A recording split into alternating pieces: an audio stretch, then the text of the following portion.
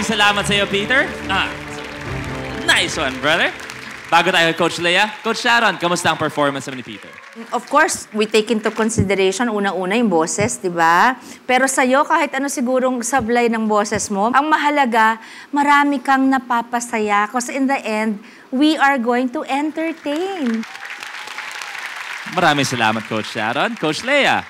Okay, the singing can still be improved. Masaya sa akin, kung sa rehearsal, nawala yung parang yung ilaw mo sa mukha. Ngayon, parang bumalik na yung kung sino ka bilang entertainer.